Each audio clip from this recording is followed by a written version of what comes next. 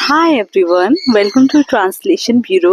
तो काफ़ी लोगों का मुझे डाउट आ रहा है कि जब वो ऐसे लिखने बैठते हैं तो वो बिल्कुल ब्लैंक हो जाते हैं, उन्हें समझ में नहीं आता है कि हम क्या ऐसे लिखें, हमारे पास कंटेंट नहीं है, हम कैसे प्रोसीड करें।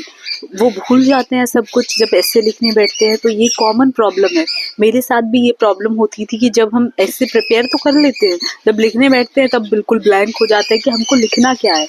तो ये स्टेप्स अगर आपको सब हेडिंग्स में डिवाइड करके उसको लिखना है तो क्या क्या सब हेडिंग्स होनी चाहिए, तो वो आपको बहुत ज़्यादा हेल्प करेंगी अगर वो आप माइंड मैप कर ले कि मुझे ये सब हेडिंग्स में लिखना है, तो कंटेंट खुद से खुद आता जाएगा।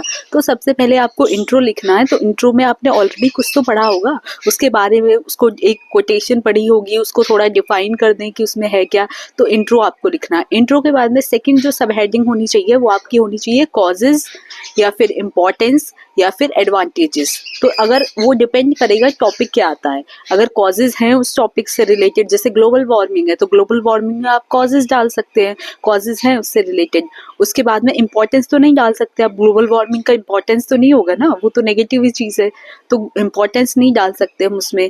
किसी की नीड है, नीड हम एक हेडिंग बना सकते हैं अगर वो टॉपिक की रिक्वायरमेंट के ऊपर। तो मैं हेडिंग्स सब हेडिंग्स बता रही हूँ जो जो आप बना सकते हैं, कॉजेज, नीड, इम्पोर्टेंस, एडवांटेजेस। तो ये चार हेडिंग्स आपकी बन सकती हैं इंट्रो के बाद में।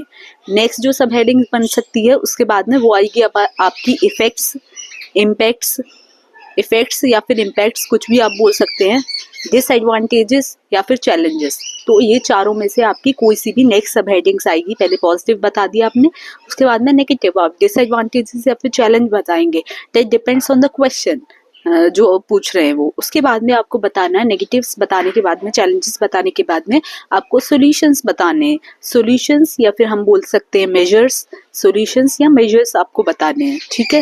उसके बाद में नेक्स्ट जो स्टेप आएगा उसमें आपको बतानी है गवर्नमेंट पॉलिसीज या फिर इनिशिएटिव्स या फिर कोई इंटरनेशनल लेवल पे इनिशिएटिव्स है तो वो आपको बताना है नेक्स्ट में। उसके नेक्स्ट में आप वे फॉरवर्ड डाल सकते हैं अगर आपके पास में टाइम है या फिर वर्ड लिमिट है तो way forward, but that is optional. तो उसके बाद में नेक्स्ट आपकी जो होगा वो कंक्लूजन आ जाएगा। तो अगर आप ये सब हेडिंग्स को दिमाग में रखेंगे तो खुद पे खुद आपका कंटेंट जो है ऐसे का वो फ्लो करेगा।